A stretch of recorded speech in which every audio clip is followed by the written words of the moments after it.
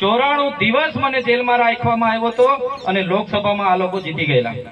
આ વખતે પણ એમને એવું હતું કે ચૈતરભાઈને એકવાર જેલના દરવાજાની અંદર નાખી દો જેલમાં, પછી તો મેદાન ખુલ્લું છે આપણે। તો હાલ તમે ચૈતરભાઈ વસાવાનો આ જે વિડીયો જોયો એ વિડીયો તમને આગળ પૂરો બતાવું છું। શું ખરેખર ચૈતરભાઈ વસાવા જેલમાંથી બહાર નીકળી ગયા છે અને પછી આવું બોલી રહ્યા છે કે પછી શું વાત છે, એ સંપૂર્ણ વાત આજના નાનકડા વિડીયોની અંદર કરવી છે। તો ખાસ કરીને ભાઈઓ આજનો આ વિડીયો છેલ્લે સુધી જોતા જજો।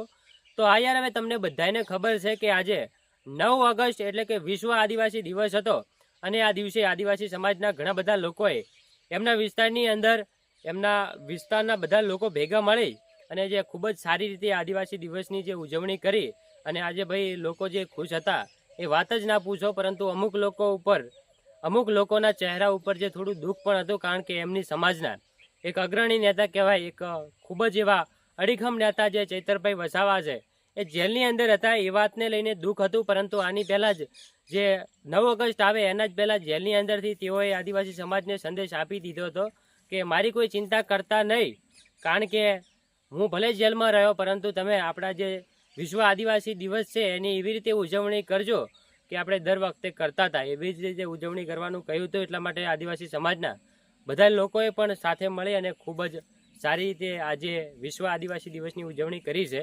તો એકવાર તમે ચૈતરભાઈ વસાવાનો આજનો આ વિડીયો જોતા જો। ચૈતરભાઈ વસાવા હજી સુધી યાર જેલની અંદરથી નથી છૂટા। જે વિડીયો વાયરલ થઈ રહ્યો છે એ જૂનો છે, એ વખતે પણ તેઓ જેલમાંથી છૂટીને આવ્યા હતા અને કંઈક આવી રીતે કહ્યું હતું। તો હવે ટૂંક સમયની અંદર ફરી વખત તેઓ જે 1 મહિનો અને લગભગ 4-5 દિવસ થઈ ગયા છે ત્યારથી જેલની અંદર છે વડોદરાની, એ હવે 13 ઓગસ્ટના દિવસે તો છૂટી જશે લગભગ, કારણ કે યાર 3 વખત એમની જે સુનાવણી છે, જામીન અરજી છે એ રદ થઈ છે ને એ બધું થયું તમને બધાને જાણશે। તો એકવાર તમે આજનો આ ચૈતરભાઈ વસાવાનો વિડીયો જોતા જો અને આના વિશે તમારું શું કહેવું છે એકવાર કોમેન્ટની અંદર જરૂરથી જણાવજો।